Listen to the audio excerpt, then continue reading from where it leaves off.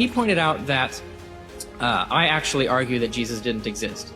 That's not strictly speaking true. I argue that it's a hypothesis that needs to be considered that I find persuasive, but I have consistently argued in public many times that this is a theory, this is a hypothesis that needs to be subjected to peer review, needs to be moved through and generate a consensus before we can argue it. So in this debate here today, I am completely assuming that the consensus is correct, that Jesus existed. I'm even agreeing with Dr. Craig's argument that Jesus was buried. Completely agree with that. That's the consensus position. Until we can actually argue against it and present evidence against it, we should go with that. And the appearances, I also agree, obviously, that there were appearances, but I argue that the appearances were hallucinations. There isn't really any evidence to discount that.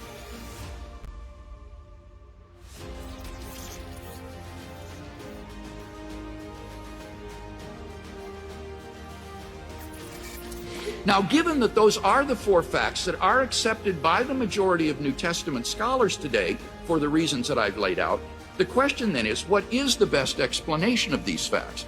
And here, Richard talks about hallucinations occurring, perhaps theft of the body or some such thing.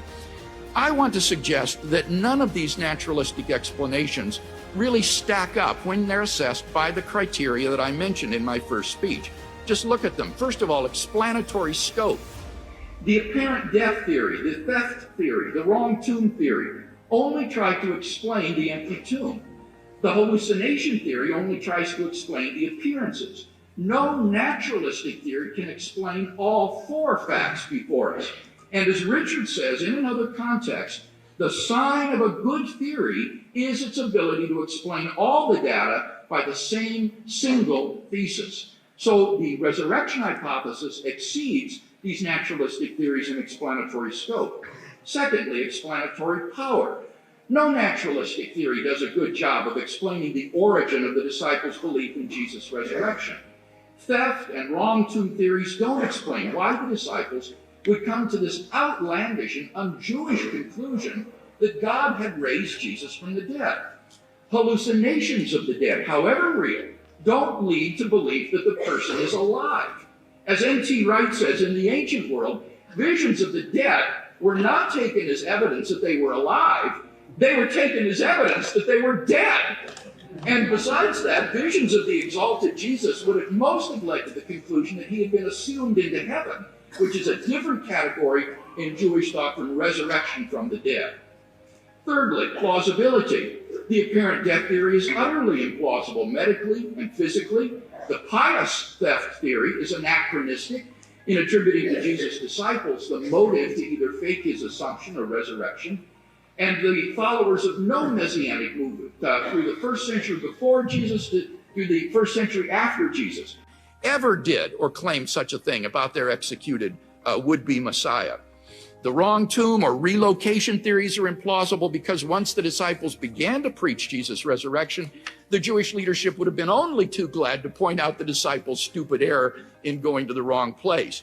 The hallucination theory is implausible in trying to psychoanalyze past historical figures. You can't do that, and that's why psychobiography is a failed genre of historical writing.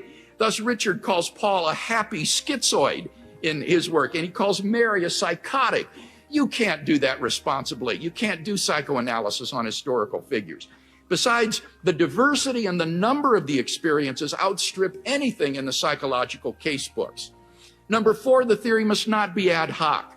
The wicked witch theory that Richard has propagated is ad hoc because there's no evidence whatsoever, literary or archaeological, of the use of human body parts in healing or necromancy in first century Israel. To postulate such practices in Judea, and especially Jerusalem, is completely ad hoc. Now, I could go on, but the point is that on virtually every count, naturalistic theories are inferior to the resurrection hypothesis. Look, in all honesty, I think that we have to say the only reason the skeptic rejects the resurrection hypothesis is because of his aversion to miracles.